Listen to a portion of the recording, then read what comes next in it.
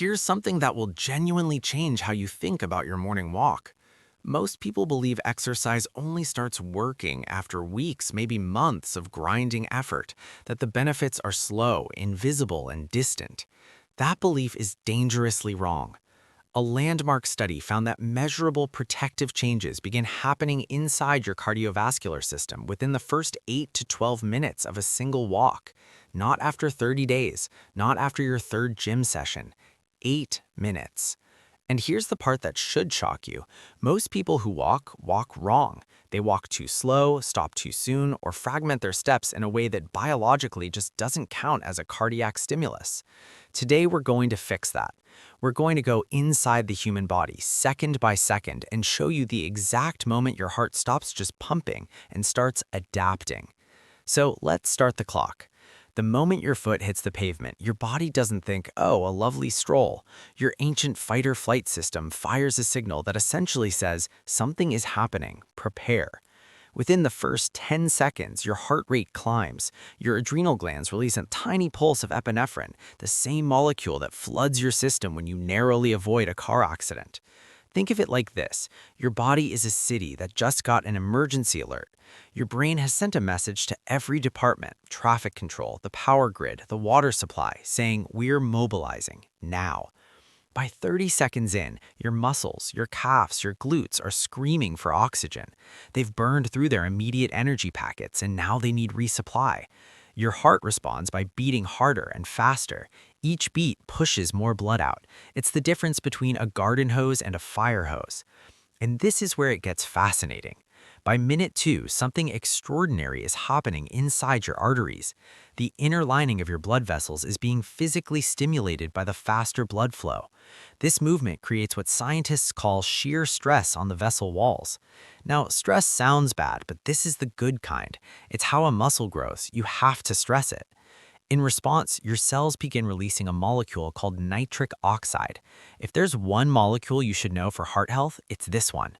Nitric oxide is basically a biological WD-40 for your arteries. It signals the muscle around your blood vessels to relax. The vessels open up, blood pressure drops slightly, blood flows more freely. A 2021 study found that even a single 10-minute brisk walk boosted the enzyme that makes nitric oxide for up to 90 minutes after the walk ended. Let that sink in. You walk for 10 minutes, your arteries stay in a healthier, more relaxed state for an hour and a half afterward. Meanwhile, your heart is becoming more efficient. The main pumping chamber is filling more completely and ejecting more forcefully. Cardiologists call this improved ejection fraction, and it's one of the most important markers of heart health.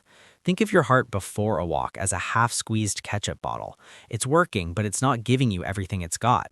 A brisk walk squeezes it properly. These aren't distant, abstract benefits that you have to take on faith for months. This is happening right now inside your body on every single walk you take, as long as you do it right. Each step is a signal. Each minute is a biological upgrade. These immediate changes, the nitric oxide flood, the more powerful heartbeat, are the very foundation of long-term health. They are the daily deposits you make into your body's health account. So the next time you step outside, remember, you're not just taking a stroll. You are conducting a symphony of biology, starting a cascade of profound health benefits in the time it takes to listen to a couple of songs. This isn't about finding an hour for the gym. It's about finding those 8 minutes and making them count. Let's talk about the exact moment your daily walk transforms from simple exercise into a biological superpower. It happens in a tiny window of time that most people stop just short of. We're talking about minutes 8 through 12. This is where the science becomes genuinely jaw-dropping. For the first 7 minutes or so, your body is just reacting to movement. It's keeping up. But somewhere between minutes 8 and 12 of a sustained walk, a biological threshold is crossed.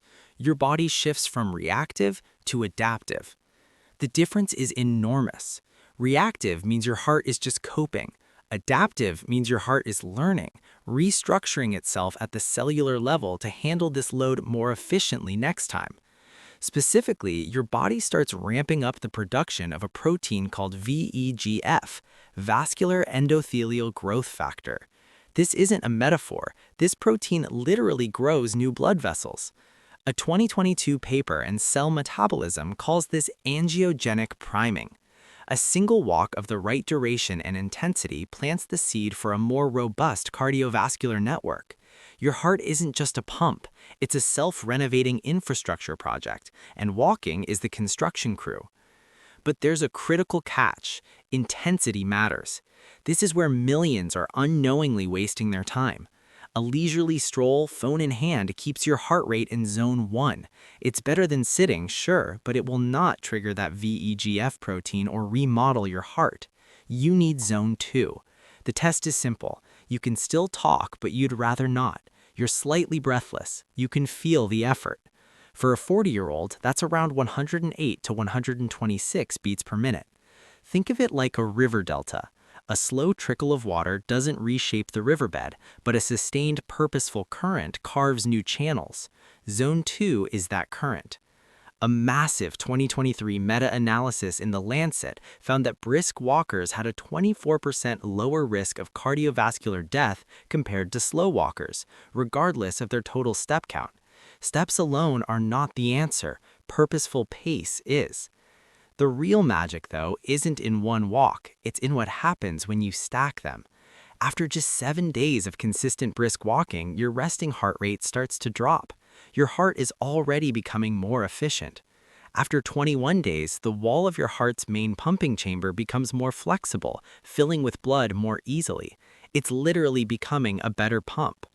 After 6 weeks, a study in the journal Circulation found sedentary adults saw a 15% improvement in arterial health and a 9-point drop in systolic blood pressure. That's comparable to some medications. But here is the longevity kicker. A 2020 study in JAMA Internal Medicine found that brisk walkers had a biological age 16 years younger than slow walkers. This was measured by telomere length, the protective caps on your DNA, like the plastic tips on shoelaces. Age and stress wear them down. Brisk walking dramatically slows that erosion. You are protecting the coastline of your DNA one walk at a time. So what's the minimum effective dose? Here's the protocol the science lays out. First, duration, at least 10 to 12 continuous minutes, no stopping to check your phone. Second, intensity, zone 2. Slightly breathless, where conversation feels like an effort. And third, frequency, 5 days a week to get those compounding benefits. That's it. That's the protocol that triggers new blood vessels, remodels your heart, protects your DNA, and measurably lowers your risk of dying from heart disease. This isn't a supplement or a pricey gym membership. It's 20 minutes, slightly breathless, 5 days a week. The exact moment walking starts saving your heart, it's minute 8. But you only get there if you show up for minute 7 first. Now, go walk. Your arteries are waiting.